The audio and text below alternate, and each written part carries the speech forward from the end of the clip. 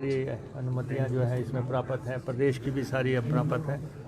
तो इसलिए अब जो विश्व की बड़ी कंपनियां हैं उनको भी यहाँ पे इनवाइट किया जा रहा है। तो मुझे लगता है कि इस साल के अंत तक हम टेंडर फाइनलाइज करने की स्थिति में पहुंच पाएंगे। लक्ष्य कब तक रखा है सर?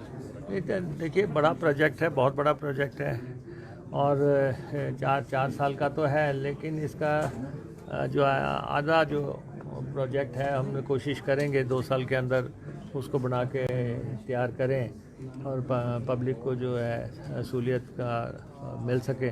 और इसके अलावा भी हमारा कुल्लू का बिजली महादेव का प्रोजेक्ट वो भी साइमल्टेनियसली साथ साथ चल रहा है और वो भी बहुत ही आकर्षक प्रोजेक्ट है।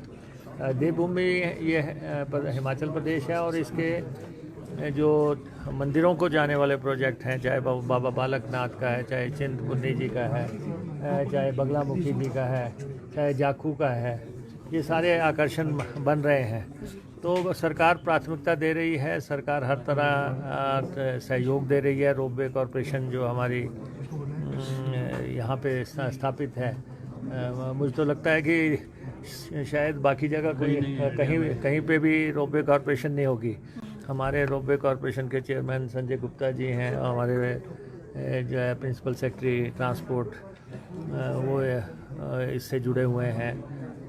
तो काफ़ी अच्छा काम इसमें हो रहा है और हमें लगता है कि हम देश को रास्ता दिखा पाएंगे रोपवे की दुनिया में। जी, सर क्या बोलीविया के बाद हम कहेंगे इसे कि दूसरा बड़ा रोपवे? बिल्कुल ये उसके बाद दूसरा संसार का और हिंदुस्तान का पहला रोपवे प्रोजेक्ट है।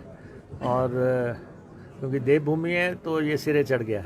टूरिज्म और कंजेशन से भी राहत मिलेगी शिमला में? टूरिज़्म का तो जो है वो तो मसला है, लेकिन जो हमारे यहाँ तो जो हमारी आबादी है उसको ही अपने गंतव्य स्थलों पे पहुँचाना, घरों में पहुँचाना, दफ्तरों में पहुँचाना, वर्किंग प्लेस पे पहुँचाना, तो ये ट्रांसपोर्ट रोपवे है। और फिर जो शिमला में जितना भी सामान आता है उसको दुकानों में, व्यापारिक प्रतिष्ठानों पे पहुँचाना, ये सारा इसमें है। सारे आपने स्टेशंस देख लिए कि तारा देवी से शुरू होके हमारे बस अड्डे तक काफ़ी स्टेशंस इसमें हैं। और ट्रॉलीज ही कितनी 250 ट्रॉली लगेंगी इसमें?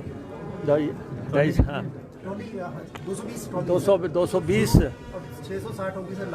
220 ट्रॉलियों से शुरू होकर 660 ट्रॉलीज तक जाएगा। तो ये अपने आप में बहुत ही अनूठा और आकर्षक प्रोजेक्ट है और हम चाहते हैं कि इसको जितनी गति दे सकें उसको हम गति दें। बहुत दूर की बात है। इसमें जो लागत लगेगी, सबसे लंबा रोड बनाने की बात भी हिमाचल में कही गई थी, उस पर क्या विचार विमर्श चल रहा है? नहीं, देखिए, ये रोपवे जो है ये पूरी तरह फंडिंग टाई अप हो गया। बहुत बड़ी बात है, ये एनडीबी से हमारा टाई अप हो गया। दूसरा, इसके बाद मैं ये तो नहीं कहता कि रात के अंधेरे में बन जाएगा, उसके लिए तो इस प्रोजेक्ट पे हमने पूरी ताकत लगाई हुई है। लेकिन कालका शिमला का जो रोपवे है उसकी भी अध्ययन चल रहा है, उसकी स्टडी चल रही है। अगर किसी स्टेज पे वो फाइनलाइज होता है तो कोई प्रमोटर मिल जाता है या कोई, तो वो संसार का सबसे लंबा हो सकता है।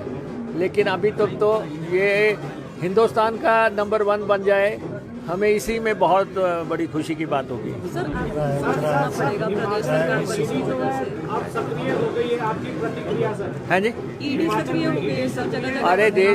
अरे हिंदुस्तान का सबसे बड़ा रोपवे बन रहा है, उस मीटिंग में आके आप कैसी बातें कर रहे हैं? बढ़ा रहे हैं और केंद्र सरकार की भी सारी अनुमतियां जो है इसमें प्राप्त हैं, प्रदेश की भी सारी अब प्राप्त है। तो इसलिए अब जो विश्व की बड़ी कंपनियां हैं उनको भी यहाँ पे इनवाइट किया जा रहा है। तो मुझे लगता है कि इस साल के अंत तक हम टेंडर फाइनलाइज करने की स्थिति में पहुंच पाएंगे। लक्ष्य कब तक रखा है सर? ये देखिए बड़ा प्रोजेक्ट है, बहुत बड़ा प्रोजेक्ट है और चार साल का तो है, लेकिन इसका जो आधा जो प्रोजेक्ट है हम कोशिश करेंगे 2 साल के अंदर उसको बना के तैयार करें और पब्लिक को जो है सहूलियत का मिल सके। और इसके अलावा भी हमारा कुल्लू का बिजली महादेव का प्रोजेक्ट वो भी साइमल्टेनियसली साथ साथ चल रहा है और वो भी बहुत ही आकर्षक प्रोजेक्ट है।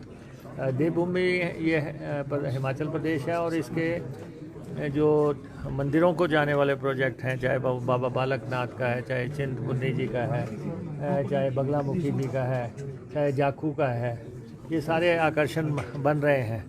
तो सरकार प्राथमिकता दे रही है, सरकार हर तरह सहयोग दे रही है। रोपवे कॉरपोरेशन जो हमारी यहाँ पे स्थापित है, मुझे तो लगता है कि शायद बाकी जगह कोई कहीं पे भी रोपवे कॉरपोरेशन नहीं होगी। हमारे रोपवे कॉरपोरेशन के चेयरमैन संजय गुप्ता जी हैं, हमारे जो है प्रिंसिपल सेक्रेटरी ट्रांसपोर्ट वो इससे जुड़े हुए हैं। तो काफ़ी अच्छा काम इसमें हो रहा है और हमें लगता है कि हम देश को रास्ता दिखा पाएंगे रोपवे की दुनिया में। जी सर, क्या बोलेंगे कि बाद हम कहेंगे इसे कि दूसरा बड़ा रोपवे बिल्कुल ये उसके बाद दूसरा संसार का और हिंदुस्तान का पहला रोपवे प्रोजेक्ट है। और क्योंकि देवभूमि है तो ये सिरे चढ़ गया। टूरिज्म और कंजेशन से भी राहत मिलेगी शिमला में? टूरिज़्म का तो जो है वो तो मसला है, लेकिन जो हमारे यहाँ तो जो हमारी आबादी है उसको ही अपने गंतव्य स्थलों पे पहुँचाना, घरों में पहुँचाना, दफ्तरों में पहुँचाना, वर्किंग प्लेस पे पहुँचाना, तो ये ट्रांसपोर्ट रोपवे है। और फिर जो शिमला में जितना भी सामान आता है उसको दुकानों में, व्यापारिक प्रतिष्ठानों पे पहुँचाना, ये सारा इसमें है। सारे आपने स्टेशंस देख लिए कि तारा देवी से शुरू होके हमारे बस अड्डे तक काफ़ी स्टेशंस इसमें हैं। और ट्रॉलीज ही कितनी 250 ट्रॉली लगेंगी इसमें, 250 हाँ 220 220 ट्रॉलियों से शुरू होकर 660 ट्रॉलीज तक जाएगा। तो ये अपने आप में बहुत ही अनूठा और आकर्षक प्रोजेक्ट है और हम चाहते हैं कि इसको जितनी गति दे सकें उसको हम गति दें। बहुत दूर की बात है। इसमें जो लागत लगी सबसे लंबा रोपवे बनाने की बात भी हिमाचल में कही गई थी, उस पर क्या विचार विमर्श चल रहा है? नहीं, देखिए ये रोपवे जो है ये पूरी तरह फंडिंग टाई अप हो गया, बहुत बड़ी बात है। ये एनडीबी से हमारा टाई अप हो गया। दूसरा, इसके बाद मैं ये तो नहीं कहता कि रात के अंधेरे में बन जाएगा, उसके लिए तो इस प्रोजेक्ट पे हमने पूरी ताकत लगाई हुई है। लेकिन कालका शिमला का जो रोपवे है उसकी भी अध्ययन चल रहा है, उसकी स्टडी चल रही है। अगर किसी स्टेज पे वो फाइनलाइज होता है तो कोई प्रमोटर मिल जाता है या कोई, तो वो संसार का सबसे लंबा हो सकता है। लेकिन अभी तक तो ये हिंदुस्तान का नंबर 1 बन जाए, हमें इसी में बहुत बड़ी खुशी की बात होगी।